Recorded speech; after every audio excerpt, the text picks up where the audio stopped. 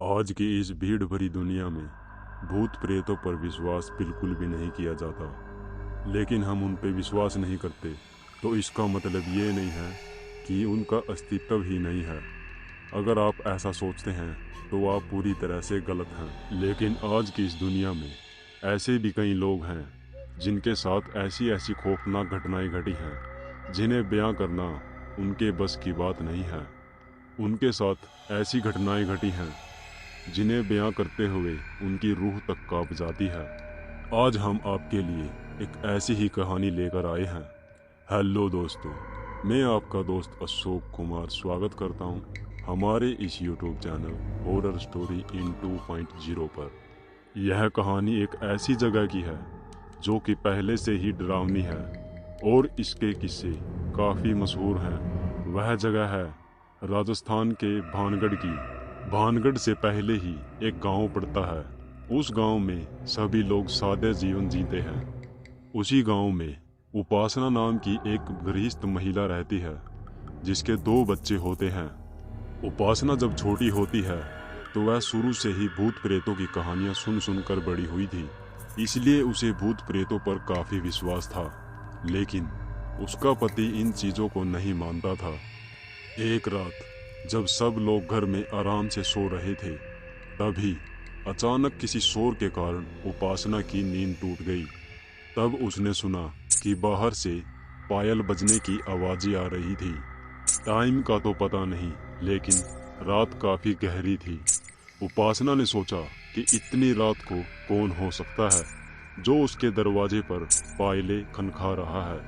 उपासना उठकर देखना चाहती थी, लेकिन उसकी हिम्मत थोड़ा जवाब दे गई, जिसकी वजह से वह बाहर नहीं जा पाई। इसके बाद उपासना अपनी जगह पर लेट जाती है और बाहर जो होने वाला है उसकी तरफ उसका कोई भी ध्यान नहीं होता। वह अपने मन ही मन भगवान को याद करती है और सोने की कोशिश करती है। उसने यह आवाज़ें काफ़ी देर तक सुनी थी और सुनते सुनते ही उसे पता भी नहीं चला और वह सो गई। सुबह वह जल्दी ही उठ गई और उसने अपने घर का दरवाज़ा खोला। तो वह जैसे ही बाहर गई तो उसने देखा कि उसके घर की दीवार पर लाल धब्बे से कुछ बना हुआ था। उपासना ने उस चीज़ को थोड़ा ध्यान से देखा तो उसे पता चला कि यह तो खून है। यह सब देखकर वह काफ़ी घबरा गई और उसने चिल्लाना शुरू कर दिया, जिसके तुरंत बाद उसके सब घर वाले वहां पर पहुंच गए। सब ने उस लाल धब्बे को वहां पर देखा। घर में बेचैनी का माहौल बना हुआ था, लेकिन उपासना के पति नीरज ने इस बात को घुमाते हुए कहा कि यह काम बच्चों ने किया होगा। शायद बच्चों ने दीवार पर लाल रंग लगा दिया होगा। इसके बाद घर में कुछ शांति हो गई, लेकिन उपासना के मन में जो बात थी वह बात उसके मन में ही रह गई। अगर वह रात वाली बात अपने पति को बताती तो उसका पति उस पर गुस्सा करता, जिस पर उपासना ने वह बात किसी को भी नहीं बताई। घर का काम करते करते उपासना का ध्यान उसी लाल धब्बे की तरफ जा रहा था। घर का सब काम करके उपासना ने उस लाल धब्बे को साफ कर दिया। उसी रात जब घर में सब लोग सो रहे थे, इस बार फिर उपासना ने पायलों की आवाज़ सुनी। पायलों की खनखनाहट इतनी तेज थी कि वह उसे बिल्कुल साफ सुनाई दे रही थी। इस बार उपासना ने थोड़ी हिम्मत की और दरवाजे की तरफ चली गई, लेकिन उसकी हिम्मत जवाब दे गई और उसने दरवाज़ा नहीं खोला। इसके बाद वह खिड़की में आई और खिड़की खोलकर दरवाजे की तरफ देखने लगी तो उसे बाहर कोई भी दिखाई नहीं दिया, लेकिन पायलों की आवाज़ अब भी आ ही रही थी। उसे कुछ भी समझ नहीं आ रहा था कि यह सब क्या हो रहा है। इसके बाद जैसे ही उपासना खिड़की को बंद करने लगती है, उसका ध्यान रास्ते की तरफ चला जाता है।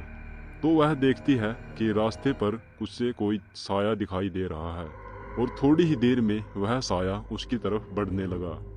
बाहर चांद की रोशनी थी, जिसकी वजह से उसे थोड़ा थोड़ा धुंधला दिखाई दे रहा था, लेकिन उपासना को यकीन हो चुका था कि यह कोई औरत है और उपासना के देखते ही देखते वह औरत वहां से एकदम से गायब हो गई। यह सब देखकर उपासना एक जोरदार चीख के साथ बेहोश हो गई। सुबह जब उसे होश आया तो उसने यह बात सब घर वालों को बताई, जिस पर उसके पति नीरज ने उससे कहा कि तुमने कोई जरूर सपना देखा होगा, तुम्हें वहम हुआ है।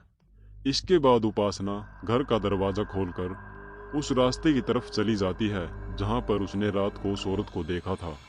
वहां पहुंचकर उपासना इधर उधर देखने लगती है। तब वह देखती है कि रास्ते में ही पड़ा एक पत्थर जिस पर खून के छींटे गिरे हुए थे। यह सब देखकर उपासना को यकीन हो चुका था कि यह कोई बुरी शक्ति का काम है। इसके बाद वह अपने घर पर आ जाती है। उस दिन के बाद उसकी छोटी बेटी रिया बीमार रहने लगती है। बहुत इलाज करने के बाद भी उसकी बेटी रिया नहीं बच सकी और कुछ ही दिन बाद उसका बड़ा बेटा अंकुर भी बीमार हो जाता है। बहुत इलाज करने के बाद वह भी ठीक नहीं हो रहा था। तभी उनके गांव में एक पहुंचे हुए साधु पहुंचते हैं। वो बहुत ही सिद्ध ज्ञानी होते हैं। सभी गांव वाले उसका काफी आदर सत्कार करते हैं। उपासना भी अपने बेटे अंकुर को लेकर उस साधु महात्मा के पास चली जाती है। साधु महाराज अंकुर को देखते ही बता देते हैं कि इस पर भूत प्रेत की बाधा हुई है। इसके बाद साधु महाराज उपासना से कहते हैं कि तुम्हारा घर अशुद्ध हो चुका है। इसके बाद उपासना उस साधु महाराज को सारी बातें बता देती हैं।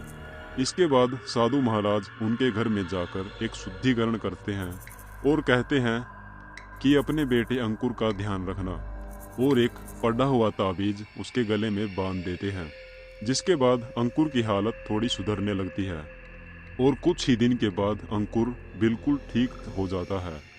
एक बार फिर उपासना की आधी रात को नींद खुल जाती है और उसकी नींद उन्हीं पायल की आवाज के कारण खुली थी।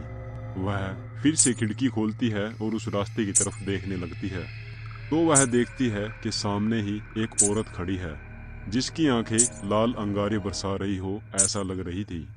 वह उपासना की तरफ बहुत गुस्से से देख रही थी, लेकिन वह औरत उसके घर के पास भी नहीं आ रही थी। इसके बाद वह औरत वहां से अचानक से गायब हो जाती है। अगले ही दिन जब उपासना का पति नीरज घर पर काम से वापस लौटता है तो उपासना अपने पति नीरज की शर्ट पर वही लाल धब्बा देखती है और वह देखती है कि उसके पति नीरज की आंखें भी बिल्कुल लाल चमक रही थी और वह जोर जोर से एक महिला की आवाज में हंसने लगता है और उपासना से कहता है कि अपने बेटे अंकुर को कैसे बचाओगी।